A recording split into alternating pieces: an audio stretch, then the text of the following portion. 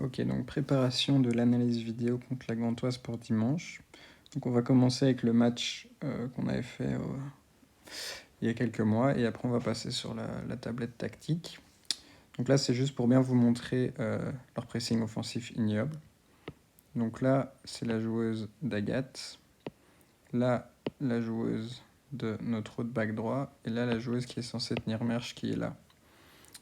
Sur la vidéo, je peux pas mettre play parce que c'est comme ça, mais Agathe va faire une passe à Merche qui, elle, pourrait jouer directement en un temps sur notre back gauche. Parce qu'on voit le positionnement de cette attaquante qui est beaucoup trop lent, en fait. Et sur la vidéo, si je vous la lance, c'est beaucoup plus criant. Du coup, nous, notre but, ça va être vraiment de faire circuler la balle super vite de là à là.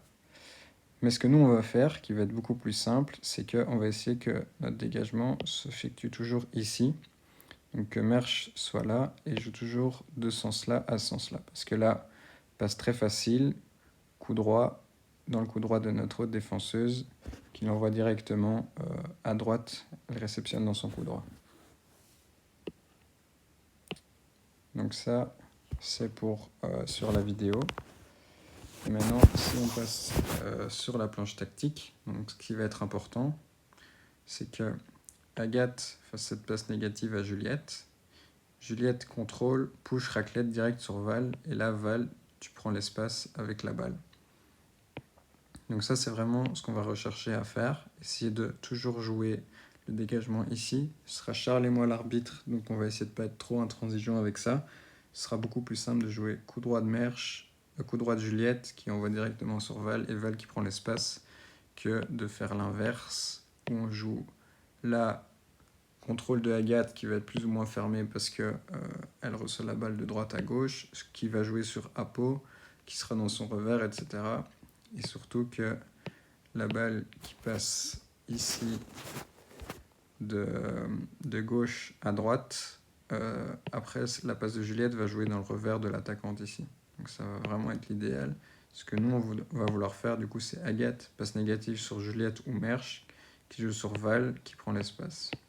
Donc ça, c'est la première chose. Après, ce que vous voyez au milieu, ce qu'on veut vraiment essayer d'instaurer, c'est une espèce de milieu en triangle où vous pouvez tourner, mais en laissant les couloirs de libre. Donc là, vous voyez bien que le couloir est complètement libre, que si Caro fait un appel, elle sera avant sa milieu qui est là. Donc si jamais vous voulez permuter dans le milieu, donc comme on avait dit, Charline va venir descendre, elle ne va pas recevoir la balle, elle va repartir. Inès va venir descendre, elle ne va pas recevoir la balle, elle va repartir, et pendant ce temps-là, Caro et Char reprennent cette place. Et donc là, vous voyez, ce qui est hyper important, c'est que au départ de l'action, vous êtes toutes les trois sur une ligne différente du terrain. Caro au-dessus des 50, Inès aux 50 et Charline en dessous des 50. Donc ça, c'est vraiment important. Vous êtes un espèce de milieu à 3, toutes les trois dans le centre, avec une un peu plus à gauche et une un peu plus à droite, mais à des hauteurs différentes. Une fois que Val aura cette balle, il y aura deux choix. C'est où Val monte avec la balle, va jouer ce 2 contre 1 avec la milieu gauche et Caro. Donc là, ce qui va être important, c'est que Val, tu arrives à trouver le revers de cette milieu gauche pour atteindre Caro, si tu veux atteindre Caro.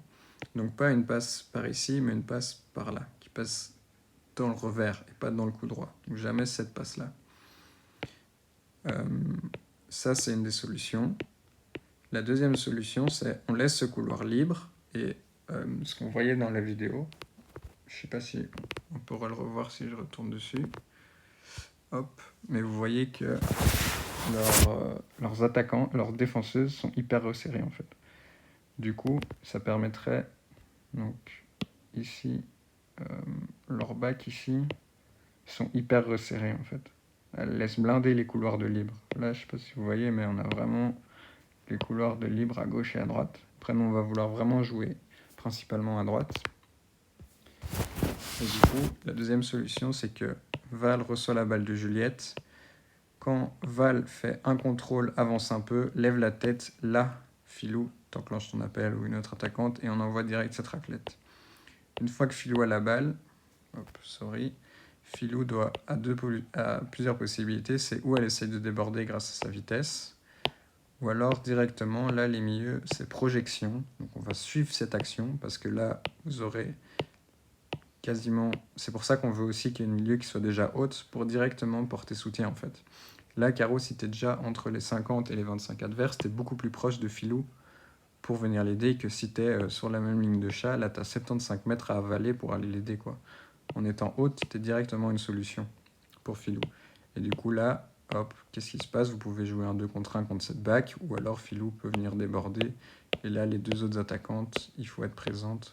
Point de stroke, tête de cercle.